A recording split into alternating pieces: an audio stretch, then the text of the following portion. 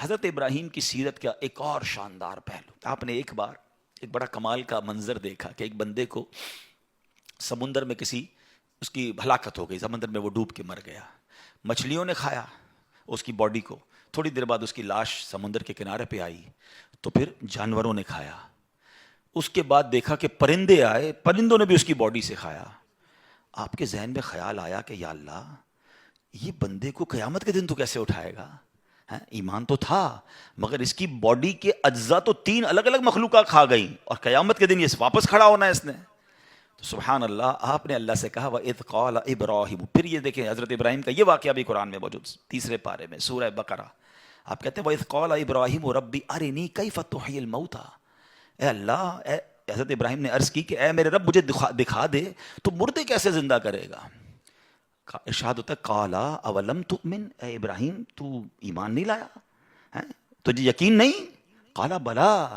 ولکن لیطمئن قلبی، اے اللہ ایمان لایا ہوں، مجھے یقین ہے مگر میں ذرا دل سے دیکھنا چاہتا ہوں اور قرار آ جائے، میں عین الیقین چاہتا ہوں، میں اس کو مزید دیکھنا چاہتا ہوں۔ قال فخذ اربعۃ من الطیر، قرآن کہتا ہے رب نے فرمایا کہ اچھا 4 پرندے لے، فرمایا اس کو اپنے ساتھ ہلا لے، اپنے ساتھ مانوس کر لے، پھر ان کا ایک ایک ٹکڑا پہاڑ پر رکھ دے، منہن جزءا ثم ادعوہن یاتینک سعیا، فرمایا پھر انہیں بلا، وہ تیرے پاس چلے آئیں گے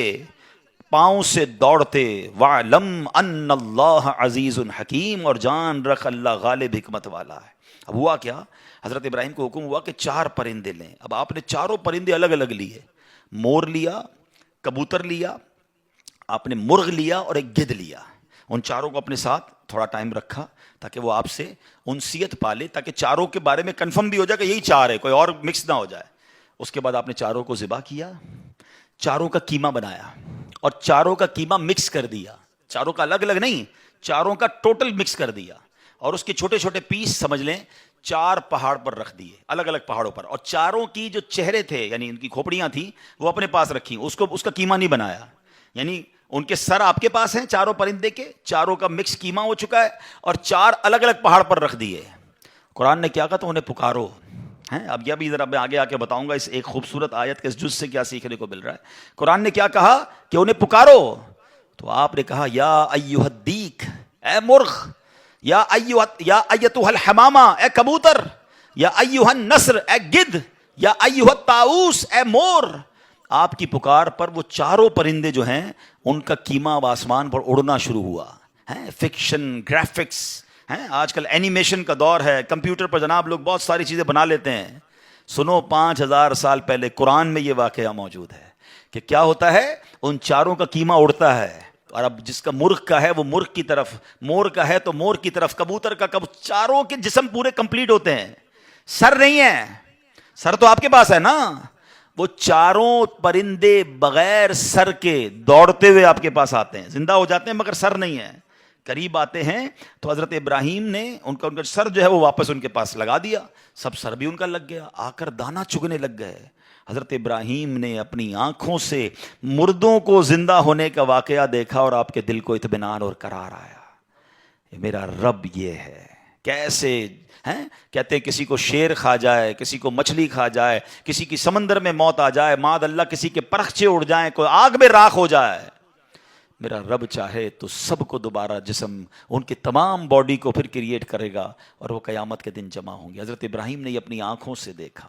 اور یہ واقعہ بھی قرآن میں موجود۔ یہاں کیا سیکھنے کو ملا؟ پہلی بات، میرے رب کی قدرت کیسی ہے، ان اللہ علی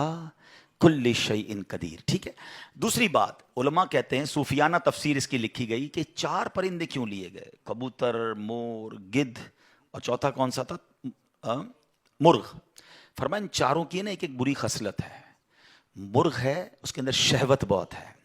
جو کبوتر ہے اس کو اپنی اڑان پر بڑا ناز ہے، بڑا تکبر ہے، بہت اونچا اڑتا ہے۔ فرمایا گدھ جو ہے اس کا کیا پرابلم ہے، گدھ کے بارے میں فرمایا کہ وہ لالچی بہت ہے۔ اچھا، پھر اس کے بعد ایک اور پرندہ ہے مور، اس کو اپنی خوبصورتی پر بڑا ناز ہے، وہ خوبصورتی کی وجہ سے بڑا پراؤڈ فیل کرتا ہے۔ تو فرمایا یہ 4 بری عادتیں ہیں، اس کو ذبح کر کے یہ پیغام دیا گیا کہ اگر تم بھی اپنی اونچی اڑان، اپنے اونچے مرتبوں، اپنے اونچے مقام کا تکبر چھوڑ دو، اپنی خوبصورتی پر گھمنڈ کرنا چھوڑ دو، ہوس اور شہوت کے بعد اپنے آپ کو بچا لو، لالچ کر کے دنیا کے بال کے پیچھے بیڑا غرق اپنا نہ کرو، اگر ان عادتوں کو ذبح کر دو تو اللہ آج بھی تمہارے دل کو زندہ فرما دے گا۔ ان کو زندہ کیا نا،